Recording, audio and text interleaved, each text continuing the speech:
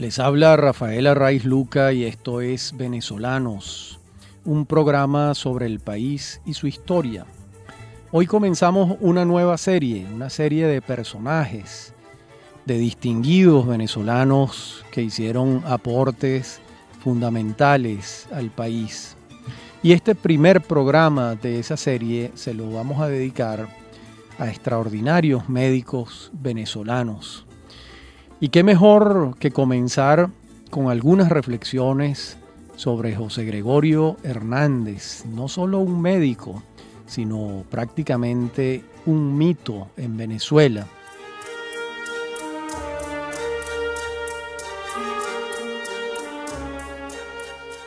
Buena parte de lo que digamos en este programa tiene fundamento en la investigación de María Matilde Suárez y Carmen Bettencourt, que se titula José Gregorio Hernández del lado de la luz.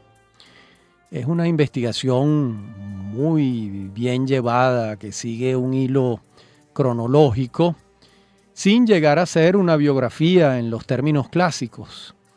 Ese hilo cronológico se va guiando por áreas de la vida de Hernández, como el episodio de su muerte accidental, la etapa de la infancia, los estudios venezolanos y los estudios parisinos de medicina.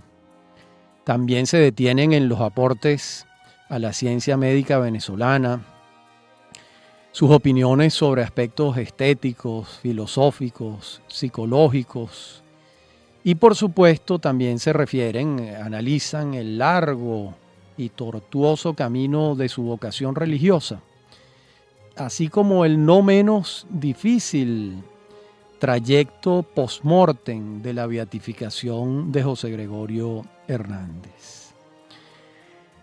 Claro, el estudio de María Matilde Suárez y Carmen Bettencourt se basa en las ciencias sociales, se aleja de lo literario como tal, en su vertiente biográfica o novelesca, más bien es un estudio social, un estudio científico de la vida y obra de este hombre, de modo que por eso afirmo que no se trata de una biografía en los términos literarios a los que estamos acostumbrados cuando nos referimos a una biografía, es un estudio como tal.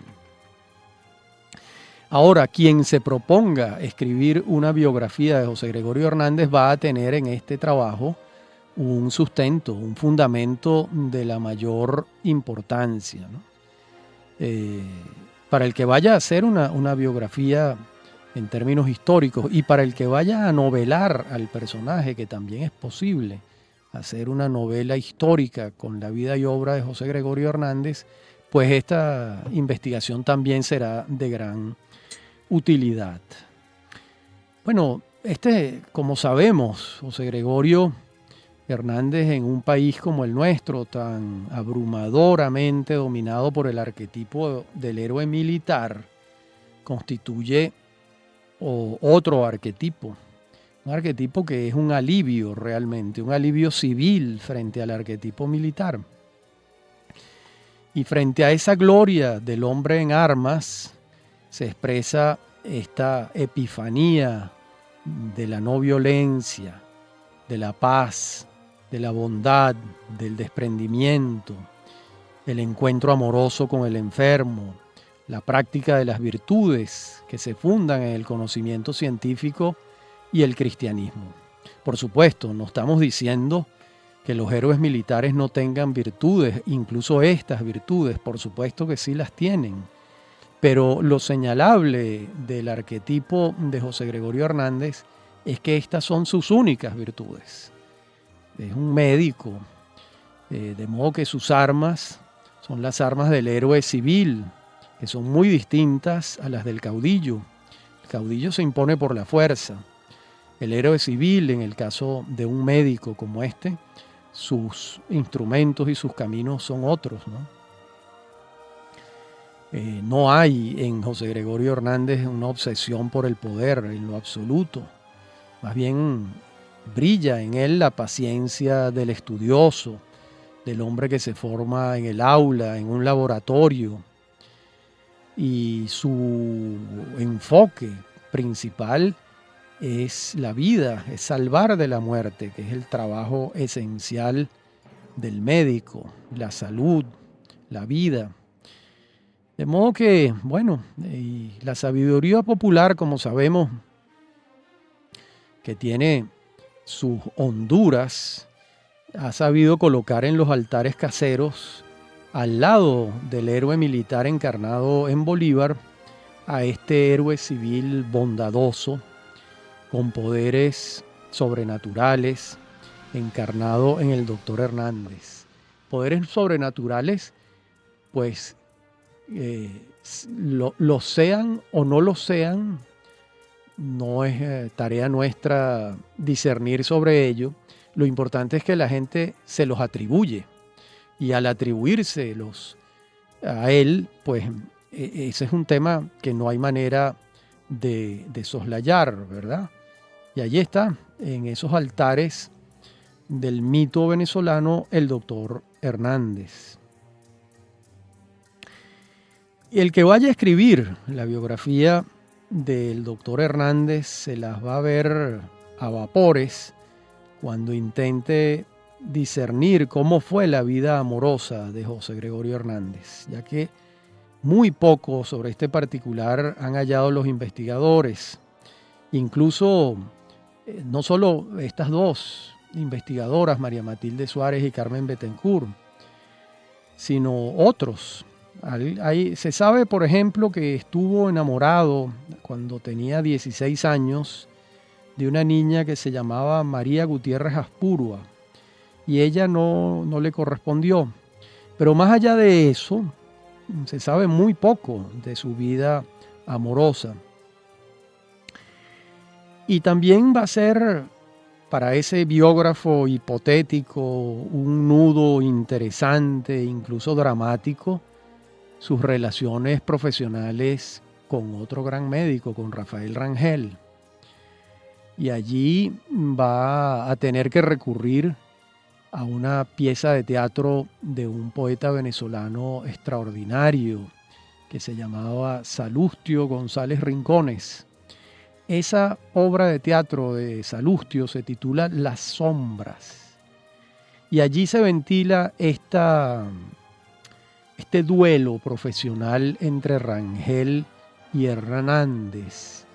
Y por cierto, Salustio aboga por Rangel, y el trato que le prodiga a José Gregorio Hernández es un tanto áspero.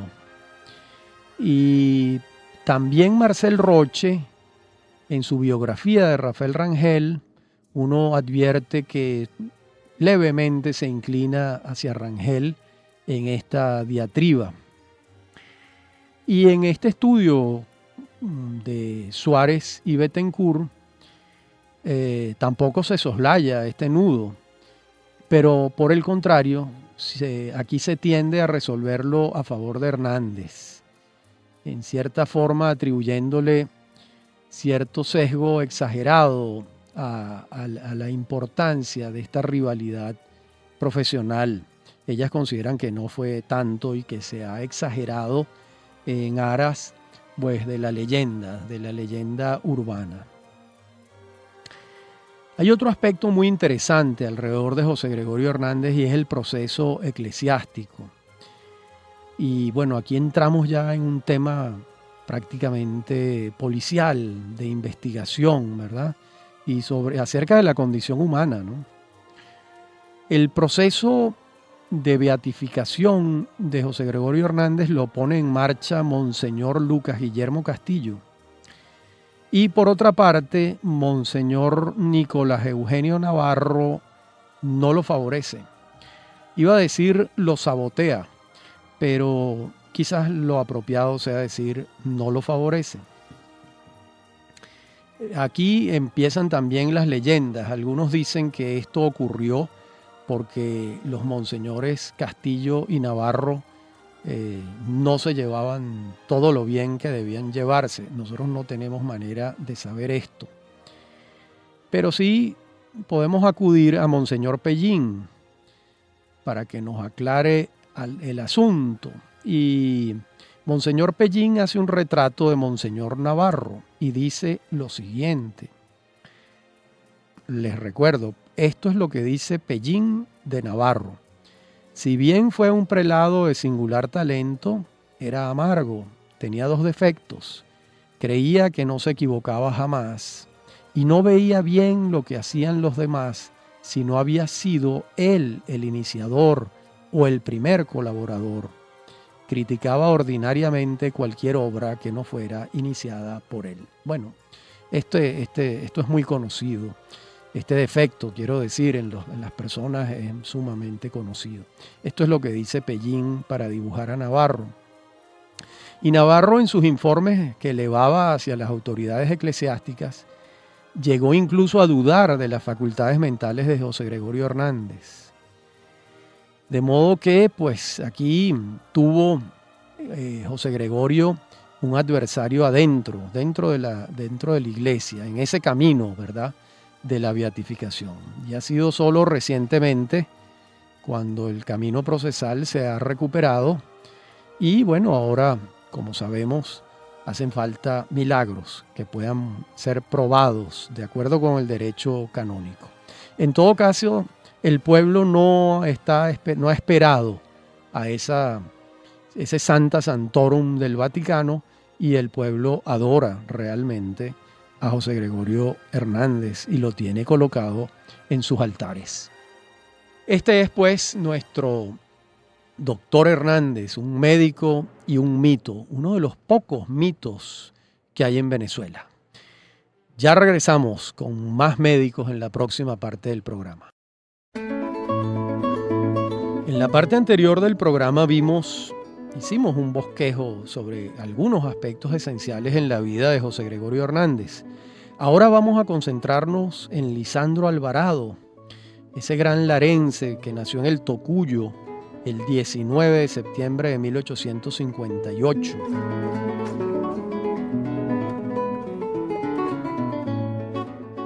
Y lo digo de una vez, poquísimos venezolanos más interesantes que este larense dominado por la dromomanía. Y ustedes dirán, ¿y eso qué es la dromomanía?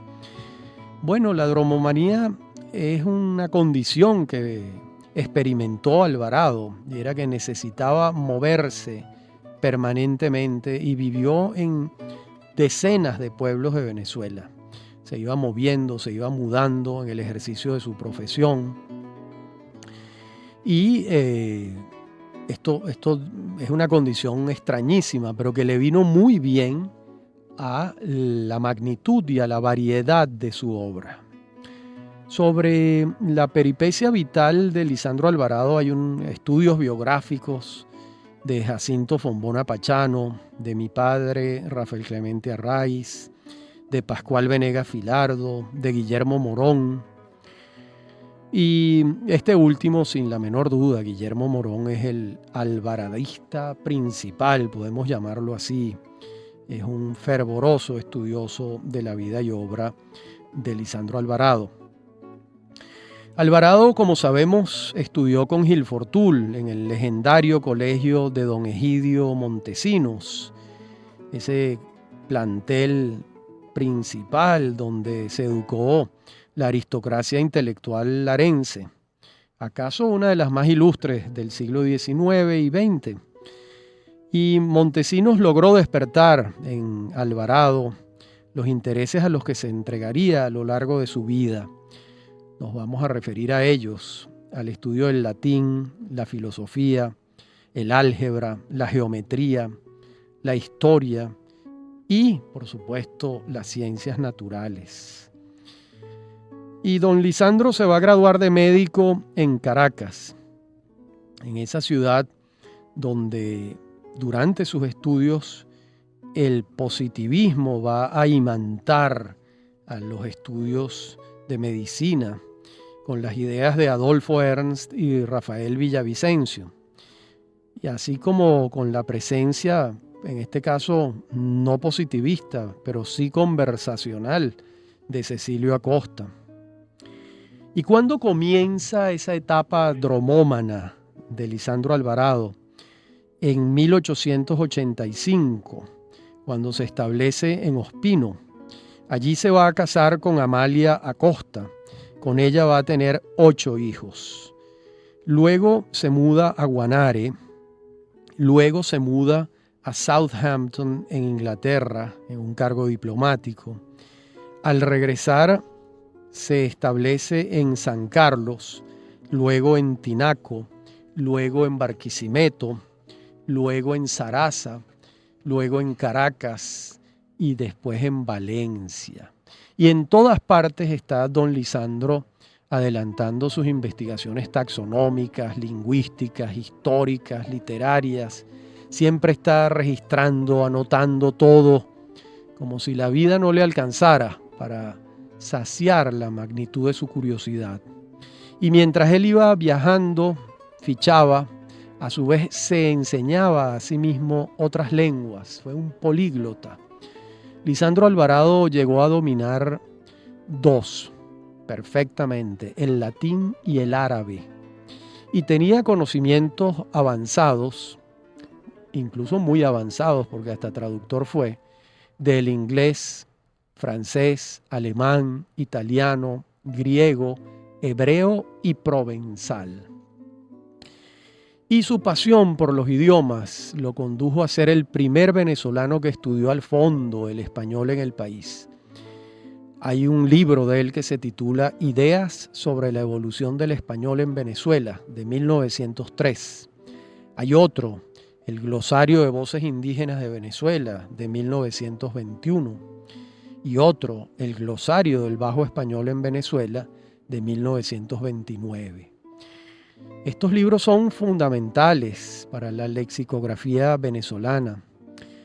Por otra parte, Miguel Acosta Sáenz, un gran antropólogo, consideraba a Lisandro Alvarado un pionero de la antropología cultural, de la etnografía, de la etnohistoria, así como de la antropología física y la arqueología.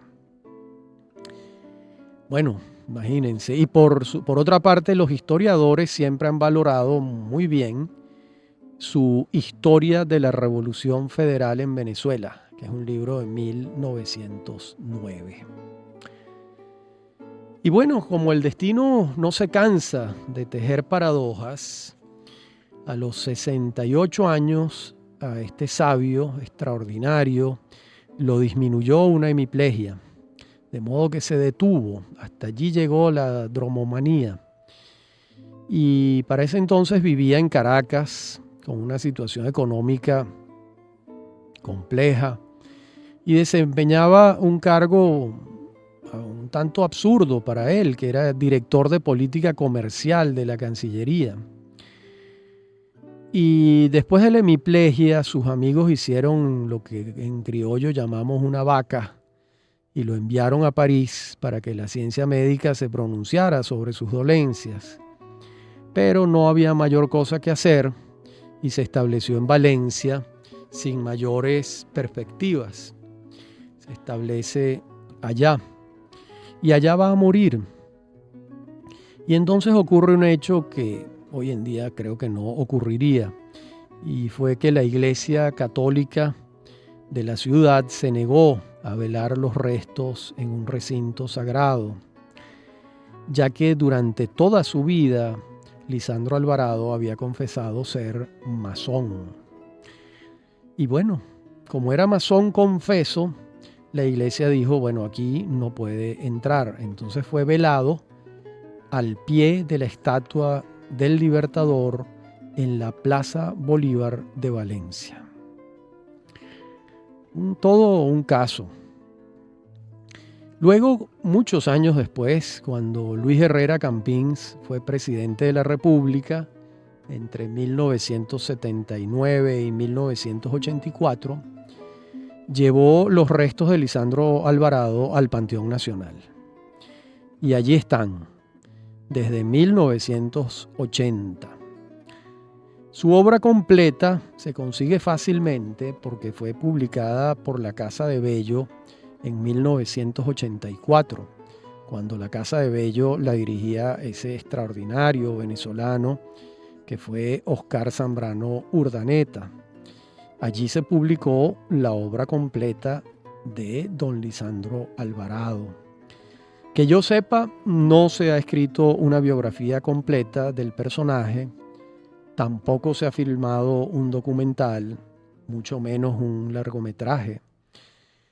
Y la verdad es que este es un personaje que es un bocado de cardenal para los biógrafos y para el cine, al igual que otro personaje venezolano que es insólito que no se haya llevado a la pantalla, que es Rufino Blanco Fombona. Por cierto, un personaje muy distinto a Lisandro Alvarado, pero un hombre del mayor interés, sin la menor duda. De modo que Alvarado formó parte de esa generación de positivistas venezolanos, alimentados, alentados, sobre todo por la cátedra que regentaba Adolfo Ernst en la Universidad Central de Venezuela. Ernst es un venezolano de origen alemán que se había formado en Alemania y que conocía bastante bien este tema. Y lo mismo Rafael Villavicencio, que era venezolano de origen y que también abrazó el positivismo. Esa generación de positivistas es fundamental. No solo Lisandro Alvarado, José Gil Fortul, Laureano Vallenillo Alanz, César Sumeta y Pedro Manuel Arcaya. La gran mayoría de ellos integrantes en cargos muy destacados durante la dictadura del general Gómez.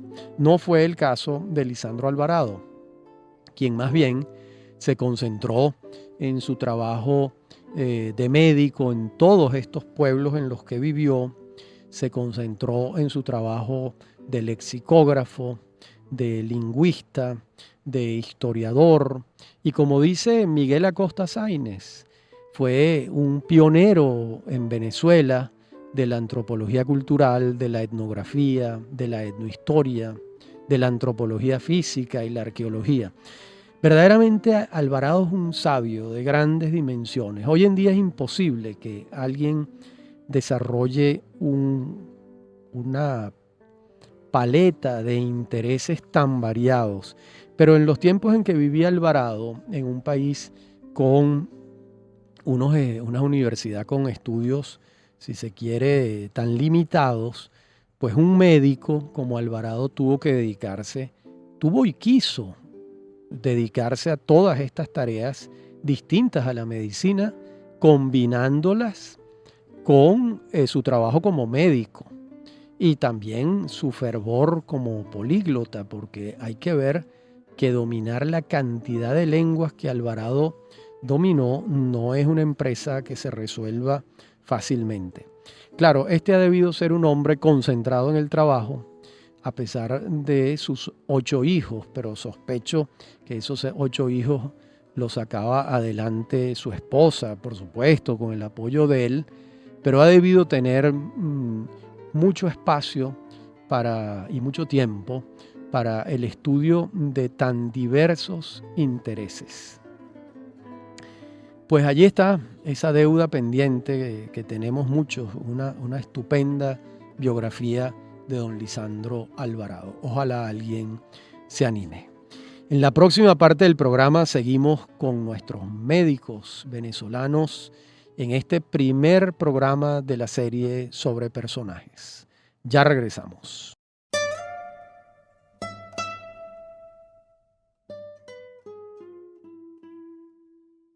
Vamos a hablar ahora del doctor Arnoldo Gabaldón y la epopeya del DDT, como podemos llamar este paseo por ese episodio en la vida de Gabaldón, que va a tener un momento importante el 2 de diciembre de 1945, cuando se produce el primer rociamiento de DDT en Venezuela. Allí hay una histórica cuadrilla comandada por Levi Borges e integrada por José Manuel Contreras, Francisco Solórzano, Valentín Gutiérrez, Juan García y Francisco Gutiérrez. Esa fue la cuadrilla pionera de la epopeya cívica más significativa que ha tenido lugar en Venezuela. Por razones obvias, La orden de salir a dar la batalla contra el DDT en la mano la da el doctor Gabaldón. Gabaldón es un legendario médico especialista en salud pública y malariología, como todos sabemos. Y él fue el que puso en marcha esa primera campaña de magnitud nacional. Se sabe, por ejemplo, que esa cuadrilla, lo primero que roció fue el rancho de Melesio Castillo y María Pacheco, aquella mañana de diciembre. Y 3 años después habían 55 cuadrillas en Venezuela trabajando en las zonas afectadas. Y 3 años más tarde, 96 cuadrillas iban ganándole espacio a la desolación, a la tristeza y a la muerte. Alrededor de 2/3 partes del territorio nacional, unos 600.000 kilómetros cuadrados, era un territorio comprometido severamente en sus posibilidades de desarrollo por la malaria. Y describir lo que significó el prolongado daño del paludismo en Venezuela sobrepasa las magnitudes de este programa, por supuesto. Pero sí podemos señalar el éxito de esa campaña que lo erradicó. ¿De dónde obtuvo esta información? Pues el doctor Gabaldón conoció las posibilidades efectivas del DDT en la erradicación del zancudo transmisor después de que fueron comprobadas las propiedades de estos insecticidas. Y el DDT lo que significa es diclorodifenil tricloroetano. Esto se va a comprobar en Nápoles durante el invierno de 1943-1944. Y allí se erradica la epidemia de tifus exantemático. Y antes de eso, en Nápoles ya se había comprobado la eficiencia del DDT sobre el Anopheles maculipennis. Y sin embargo, en Venezuela la campaña se hizo contra el Anopheles albimanus y el Anopheles darlingi. Y la erradicación de la enfermedad se alcanzó un tiempo después de que se rociaran aquellas primeras viviendas en la población de Morón. Y bueno, es un orgullo de Venezuela realmente esta campaña concebida por el doctor Gabaldón. Y después veamos ahora algo de su hoja de vida. Gabaldón fue nombrado director y además fundador de malariología cuando se creó el Ministerio de Sanidad y Asistencia Social en 1936. Entonces el titular del despacho era Enrique Tejera Guevara. Y desde entonces y hasta 1945, las estrategias en contra del mal se reducían al tratamiento de quien ya había contraído la enfermedad. Es a partir del 45 cuando comienza la campaña del DDT.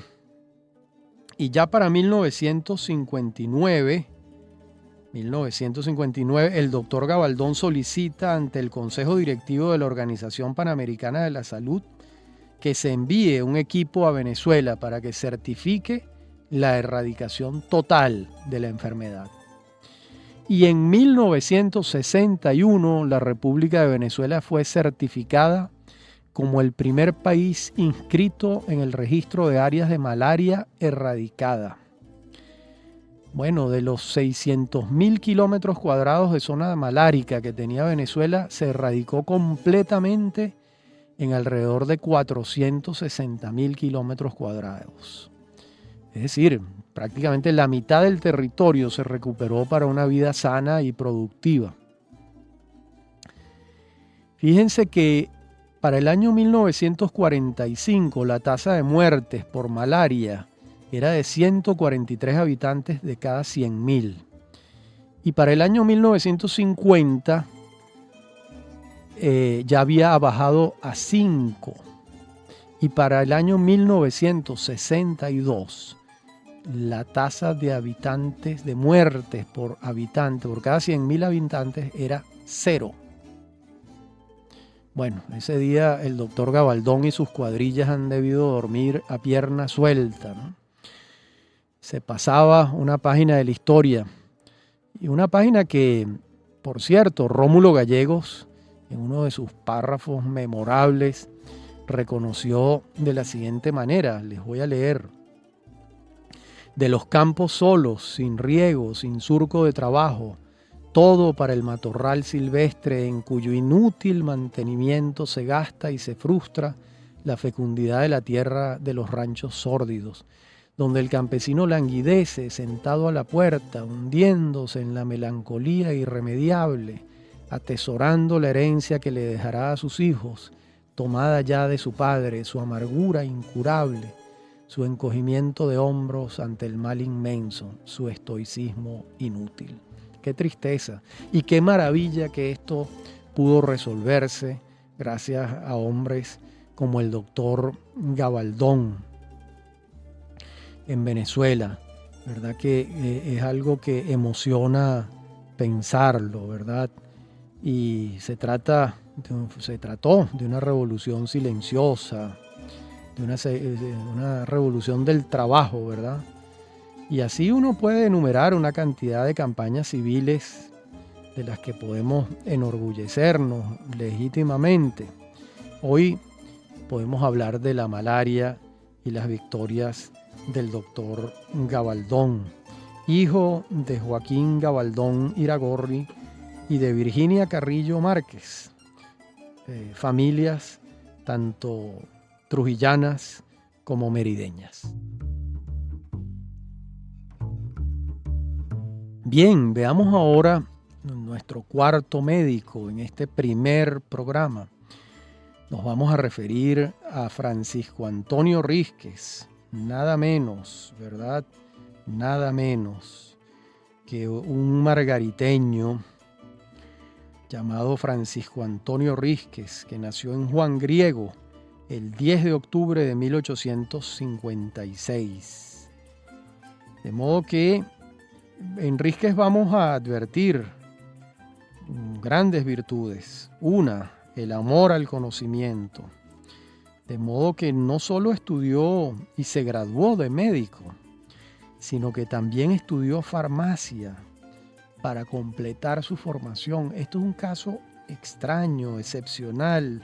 Se necesita un amor a la sabiduría y a su profesión muy grande como para estudiar medicina y farmacia y alcanzar el título en las dos profesiones.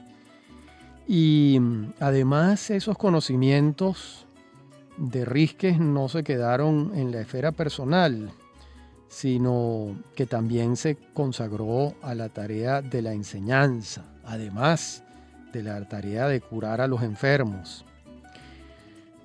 ¿A qué se dedicó en la enseñanza el doctor Rísquez? Fue profesor de patología externa y obstetricia. Y allí introdujo una novedad pedagógica para su tiempo. Hoy en día esto no tiene ninguna novedad, pero en su momento sí lo era. Y hay que señalarlo.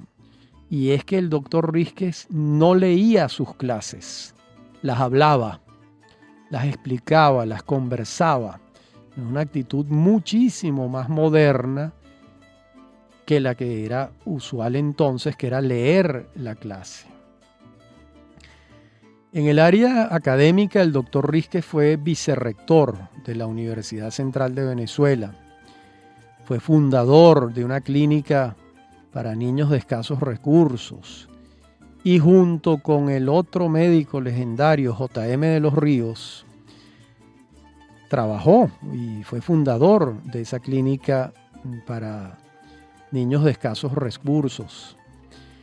A su vez, trabajó en la creación de una escuela de enfermería. Y por si fuera poco, en esa década en la que vivió en Madrid, se volvió a graduar de médico en la capital de España. Y además fue electo individuo de número de la Academia Médico-Quirúrgica. Miren, estos son unos logros verdaderamente fuera de series. Por supuesto, el doctor Rísquez fue designado individuo de número fundador de la Academia Nacional de Medicina en el año 1904. Y mientras era electo individuo de número, continuaba atendiendo el servicio de medicina anexo del Hospital Vargas. En 1931 fue electo individuo de número de la Academia Venezolana de la Lengua, y muchos de ustedes dirán, bueno, ¿y esto? Pero es que muchos se sorprenderían de los conocimientos literarios del doctor Rísquez. Basta para ello leer algunos de los ensayos de la abundante lista de trabajos que entregó como escritor, de modo que esa elección como individuo de número de la Academia Venezolana de la Lengua no era una concesión graciosa ni un invento de los académicos de la lengua, sino el reconocimiento de un médico que también había trabajado con esmero la palabra. De modo que esto también es del mayor interés para ir dibujando la personalidad de este gran venezolano. En la próxima parte del programa continuaremos viendo la hoja de vida, los aportes del doctor Francisco Antonio Rísquez a su país, a su amado país Venezuela. Ya regresamos.